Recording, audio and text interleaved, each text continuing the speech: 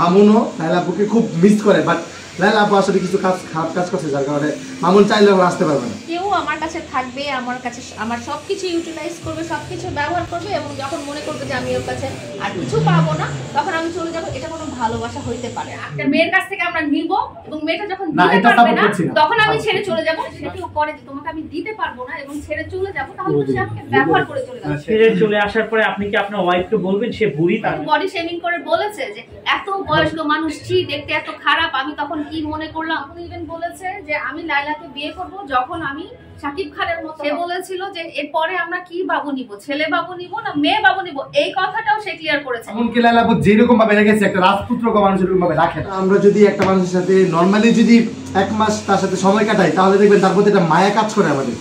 আর মামুন তো তার লায়লা আপুর সাথে প্রায় 3 বছরের মতো তাদের রিলেশনশিপ ছিল বা ফ্রেন্ডশিপ ছিল, যাই ছিল। নর্মালি একটা মানুষের প্রতি একটা টান থাকতেই পারে। সো আমি ফিল করি, মানে আমি যেটা মনে করি যে মামুনও লায়লা আপুকে খুব মিস করে, বাট লায়লা আপু আসলে কিছু খারাপ কাজ করছে, যার কারণে মামুন চাইলেও আসতে পারবে না। আপু আসলে এটা কাজটা ঠিক করে।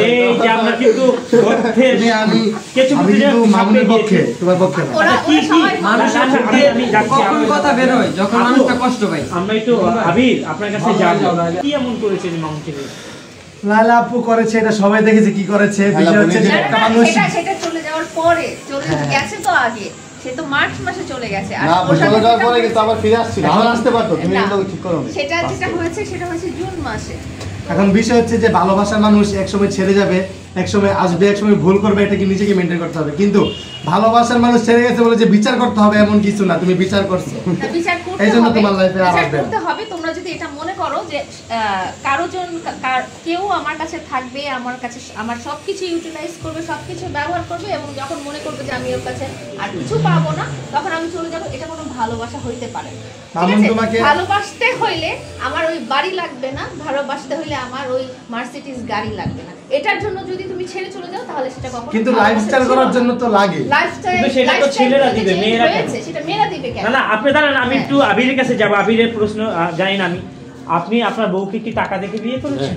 না না, তা অবশ্যই টাকা দেখে না, আমার তো টাকা আছে, আমি কেন বউকে টাকা দেখে বিয়ে করব? তাহলে আপনি কেন বললেন যে মানুষের লাইফ লিড করার জন্য টাকা দরকার? তাহলে আমি যতগুলা ভিডিও দেখি আজ পর্যন্ত, সবগুলা ভিডিওর মধ্যে কিন্তু আমিও দেখছি, আপনারা দেখছেন যে প্রত্যেকটা ভিডিওতে মামুন এক একটা গ্যাজেট কিনেছে, এক একটা জিনিস কিনেছে, সবকিছু মামুনের টাকা দিয়ে। মামুন কিন্তু বলছে, লায়লা আপু ডিরেক্ট ভিডিওর মধ্যে বলছে এটা মামুন কিনছে, মামুনের টাকা দিয়ে, এরকম কিছু এমন কিছু তো বলে নাই যে লায়লা আপু কিনে দিচ্ছে। আচ্ছা আমি বলি, তাহলে জাদুর চেহারাটা আসলে কোথা থেকে পেলো? জাদুর চেহারা মনে হয় আমার সাথে আছে হয়তো বা, হ্যাঁ তাহলে আপনি শিওর না। এখন মামুনের কিন্তু আর্নিং সোর্স ছিল, ধরেন 1 লাখ টাকাই মাসে 1 লাখ টাকা ইনকাম করে তো আসলে চলা এই যুগে সে তো এখনো বিজনেস করতেছে। মামুন মাত্র বিজনেস শুরু করে। আমি বলতেছি একটু আমি আবার যাবো এই তার বাইক আছে 4টা, সেই 4টা ব্যাগ কে দিয়েছে? 4টা ব্যাগ কি আমি তো জানি না, আমি জানি না এটা, আমরা জানি, আমি জানি আপনি একটু বলুন। আমরা জানি যে মামুন একটা বাইক কিনছে, যাই করছে, ভিডিও করছে, ও বলছে যে আমার নিজের টাকা কিনছে। তাহলে এখন কেন কিনছে না? হ্যাঁ এখন তো সব কিছু আছে, এখন আর বাংলাদেশে সবথেকে হাই সেন্সের বাইক 4টা আছে, কেন কিনবে? তোমাকে বলি, এখন কি নতুন এই বাইকটা আসলো যে রয়্যাল এনফিল্ড, ওটা নাই কেন? আচ্ছা সেই জিনিসটা মামুনও স্বীকার করে, ওটা কিন্তু সবাই প্রো ম্যাক্স নাই কেন? আমি শুনতে চাই 16 প্রো ম্যাক্স নাই। আমরা এখন একটু ওই তো ওর কাছে, হ্যাঁ ওইটাই ভালো লাগে না, ব্যবসা বাণিজ্য নিয়ে ব্যস্ত হয়ে গেছে। ব্যবসা বাণিজ্য নিয়ে তাহলে তো আরো বেশি, এখন বাড়ি নাই কেন? এখন বাড়ি নাই কেন? আচ্ছা মানে তুমি কি বলতে চাচ্ছ যে লাইন মানে কিছুই নাই? আমি বলতে চাচ্ছি যে তোমরা যে জিনিসটা সাপোর্ট করছো যে একটা মেয়ের কাছ থেকে আমরা নিব, এবং মেয়েটা যখন দিতে পারবে না, তখন আমি ছেড়ে চলে যাব, সেটা কোনো না না। আমি একটু যাই আমার কথাটা আমি যাই না কেন। এই যে দেখুন, মামুন কিন্তু বলছে যে 4টা বাইক লায়লা কিনে দিয়েছেন, একটা গাড়ি দিয়েছেন, বাড়ি করার জন্য হেল্প করেছেন। সেই বাড়ি করার হেল্পটা কিন্তু যখন ভিডিও করেছে, যখন সম্পূর্ণ, তখন বলছে সবকিছু, কিন্তু পরে না শিখার আসলে কেন বলে? আবির আপনি কি আপনার বউর কাছ থেকে টাকা নিয়েছেন?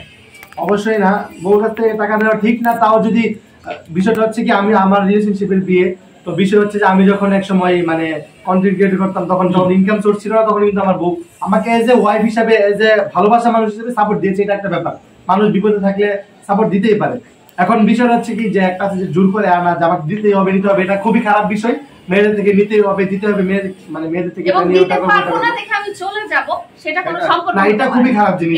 তাহলে আপনি কিন্তু মামুনের পক্ষে কথা বলছেন। এই লায়লার মুখ থেকে শুনলাম যে দিতে পারবো না, আমার যতটুকু অ্যাবিলিটি আছে দিয়েছি, পরে আমি দিতে পারবো না। ওইটা পার্সোনাল বিষয় তো আমরা জানি না। এখন ভিতরে কি আছে আমি বলি আপনাকে, আপনার বউ যতক্ষণ আছে, যত টাকা আছে, আপনার বউ এখন না, আপনি কি আপনার বউকে ছেড়ে দিবেন? অবশ্যই না, অবশ্যই ছাড়বো, আরো বেশি করে সাপোর্ট দিব, পাশে দাঁড়াবো। তার মানে এখন আপনি আসলে লায়লার সামনে যে কথা একটু আগে বলছেন, ভুল কথা বলছেন, স্বীকার করেন ভুল? এটা ভুল না, অবশ্যই ভুল না। হয়তো আমি বলি এক হাতে এটা যদি কেউ করে যে তোমাকে আমি দিতে পারবো না এবং ছেড়ে চলে যাব, তাহলে তো সে আমাকে ব্যবহার করে চলে যাবে। তো সেই ক্ষেত্রে আমার তো উচিত যে আমি আইনের আশ্রয় নিব, যে সে আমাকে কেন ব্যবহার করবে। সে সুন্দর মতো বলে যেতে পারে যে না, আমার সাথে তোমার ভালোবাসা সম্পর্কটা নাই, কিন্তু সে চলে যাওয়ার পরে সে বলছে আমি তোমাকে ভালোবাসি। তাহলে তুমি ভালোই যদি বাসো, তাহলে তুমি ওই বাড়ি গাড়ি ব্যবসার জন্য কেন তুমি চলে যাবে? কিন্তু মামুন তো ডাইরেক্ট তোমাকে ছাইরা চলে যায় না। মামুন শুধু তোমাদের মধ্যে একটা ঝামেলা হয়েছিল, পার্সোনাল। তুমি নিজেই বললা যে তুমি ভিতরের গল্প জানো।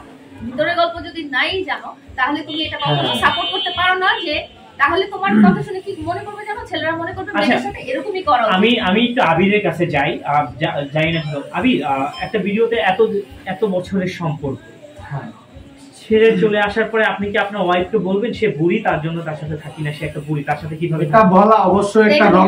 একটা মানুষের সাথে যখন আমি থাকবো, রিলেশনশিপে থাকবো, তখন অবশ্যই মানুষটাকে কটক্ষ করে কথা বলে, নিজে একটা মানুষকে যদি ছোট করে কথা বলি, তাহলে তো আমি এতদিন এই মানুষটার সাথে ছিলাম, তাহলে আমি নিজেও ছোট হলাম। আমি ছোট মানুষ দেখি ছোট মানুষের সাথে ছিলাম। তো এটা যে যার কমন সেন্স আছে সে কখনোই বলবে না। সে তো বডি শেমিং করে বলেছে যে এত বয়স্ক মানুষ ছি, দেখতে এত খারাপ। আমি তখন কি মনে করলাম, সামনাসামনি দেখে তোমাদের মনে হয়েছে তখন? এটা আমি দেখি নাই, তাই আমি শিখতে পারছি না। তুমি তো আমার বেডরুমে বসে ভিডিও করেছো। আমি যতদিন তাদের বাসায় গিয়েছি বসে ভিডিও করেছে। এমন কি আমি একটা কথা বলি, আমি আর মামুন বেডরুমে থাকি, ওখানে সে তার বউকে নিয়ে যে ভিডিও করেছে। তো সে তো জানে, সে তো সব দেখেছে। আমি রাতেও থাকছি। আপনার কাছে আরেকটা জিনিস জানবো, আমি খোলাসা পছন্দ করি। আবির, আপনি কি জানেন লায়লার 2টা বাচ্চা আছে? হ্যাঁ আমি জানি, থাকতেই পারে। ওকে, এত আপনি যেহেতু জানেন, আপনি কিন্তু তার ঘরের মানুষ না, ঘরে থাকেন না।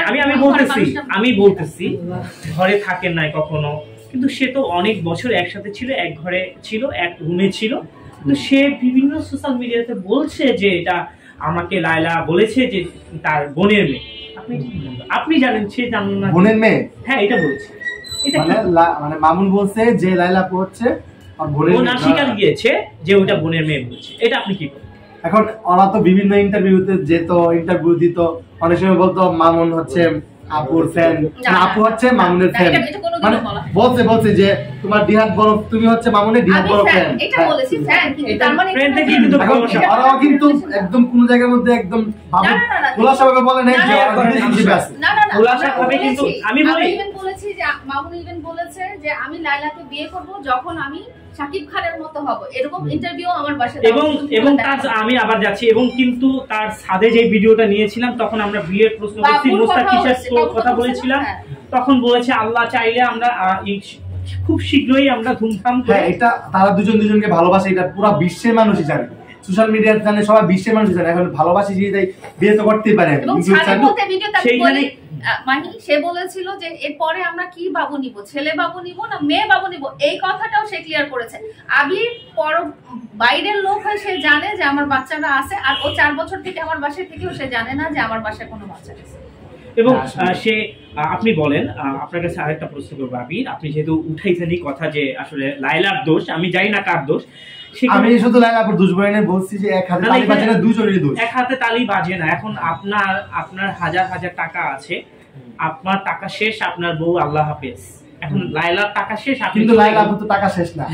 আমি তো দেখতেছি লায়লাপুর টাকা শেষ হয় না। লায়লার টাকা শেষ না, কিন্তু আপনি লায়লার চেয়ে আরো বেশি টাকা কারোর কাছে পেয়েছে, সে জায়গায় চলে গিয়েছেন। তখন আপনি এমন কিছু না, এমন হয় নাই যে লায়লার থেকে বেটার কোনো অপশন আমার মনে হয় পাবে না, ইন ফিউচার কখনোই পাবে না। কারণ আমি যতদিন লায়লাপুর বাসায় গিয়েছি ততদিন আমি দেখেছি মামুনকে লায়লাপুর যেরকম ভাবে রেখেছে একটা রাজপুত্রকে মানুষ এরকম ভাবে রাখে না, আমার নিজের চোখে দেখা। এমনকি আমরা যখন গিয়েছি যেরকম ভাবে, মানে ওদের যে ভালোবাসা বা মামুনও যতটা ভালোবাসে লায়লাপুকে, আমার মনে হয় না ওয়ার্ল্ডের মধ্যে লায়লাপুকে এরকম ভালোবাসার কেউ নাই। আমি মনে করি আমার পক্ষ থেকে, আমি তো মামুনের খুব কাছের ফ্রেন্ড ছিলাম, মানে এখনো আছি, লায়লাপুর ভাই এখনো আছি। তো বিষয় হচ্ছে কি ওরকম ভাবে মামুনও বিজনেসে বিজি, আমি বিজনেসে বিজি, দূরত্ব, বাট আমি তাদের মধ্যে ছিলাম। আমি জানি এমন রাত গেছে যে আমি লায়লা আপু মামুন এক ঘরের মধ্যে আমরা কন্টেন্ট করেছি, এক ঘরে রাতে ঘুমিয়ে গেছি, মানে কন্টেন্ট করতে করতে দেখা গেছে এক সময়